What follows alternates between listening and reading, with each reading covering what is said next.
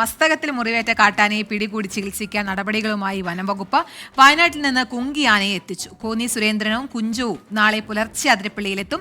ചൊവ്വാഴ്ചയാകും ദൗത്യം തുടങ്ങുക. സുരജ് സജിയുണ്ട് വിശദാംശങ്ങളുമായി.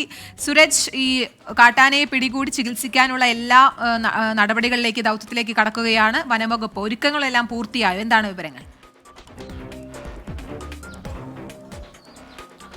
കീർത്തന, വനംവകുപ്പ് അതിന്റെ ഒരുക്കങ്ങളിലേക്ക് കടന്നിരിക്കുന്നു. ഇന്ന് കുങ്കിയാനകളുടെ കൂട്ടത്തിലെ ആദ്യത്തെ ആന എത്തി. വിക്രമാണ് രാവിലെയോടുകൂടി വയനാട്ടിൽ നിന്ന് അതിരപ്പള്ളിയിൽ എത്തിയത്. ഇനി 2 ആനകൾ കൂടി എത്താനുണ്ട്. അത് കോന്നി സുരേന്ദ്രനും അതുപോലെ തന്നെ കുഞ്ചുവുമാണ്. നാളെ പുലർച്ചയോടുകൂടി ഈ 2 കുങ്കിയാനകളും എത്തും എന്നുള്ളതാണ് വനംവകുപ്പ് അറിയിച്ചിട്ടുള്ളത്. അതോടൊപ്പം തന്നെ ഈ മയക്കുവെടി വെച്ച് മസ്തകത്തിൽ മുറിവേറ്റ ആനയെ പിടികൂടിയാൽ അതിനെ പാർപ്പിക്കുന്നതിനുള്ള കൂട് അത് കോടനാട് അഭയാരണ്യത്തിൽ ഒരുക്കുന്നതിനുള്ള നടപടിയും വനംവകുപ്പ് സ്വീകരിച്ചിട്ടുണ്ട്. മൂന്നാറിൽ നിന്ന് പ്രത്യേകം ഇതിനു വേണ്ട തടിയൊക്കെ ഇന്നലെ വനംവകുപ്പ് മാർക്ക് ചെയ്തിരുന്നു. ആ തടി അല്പസമയത്തിനകം തന്നെ ഈ അഭയാരണ്യത്തിലേക്ക് എത്തിക്കും. അവിടെയായിരിക്കും ഈ ആനയ്ക്ക് കൂടൊരുക്കുക. നേരത്തെ അരിക്കൊമ്പന് വേണ്ടി നിർമ്മിച്ച ഒരു കൂടുണ്ട്. പക്ഷേ അതിന് ബലക്ഷയമുണ്ട് എന്നുള്ളതാണ് കഴിഞ്ഞ ദിവസം അരുൺ സക്രിയുടെ നേതൃത്വത്തിൽ നടത്തിയ പരിശോധനയിൽ കണ്ടെത്തിയത്. അതുകൊണ്ട് തന്നെ ഈ കൂട് പുനർനിർമ്മിക്കാനുള്ള ഒരു നടപടിയാണുള്ളത്. പ്രത്യേക സംഘം ഇതിനായി വയനാട്ടിൽ നിന്ന് അല്പസമയത്തിനകം തന്നെ കോടനാട് എത്തുകയും ചെയ്യും. ഈ കൂട് കൂടി ഒരുങ്ങി കഴിഞ്ഞു കഴിഞ്ഞാൽ ആനയെ മയക്കുവെടി വെക്കുന്ന നടപടികളിലേക്ക് കടക്കും എന്നുള്ളതാണ് വനംവകുപ്പ് അറിയിക്കുന്നത്. ചൊവ്വാഴ്ച രാവിലെയോടുകൂടി ദൗത്യം ആരംഭിക്കാനുള്ള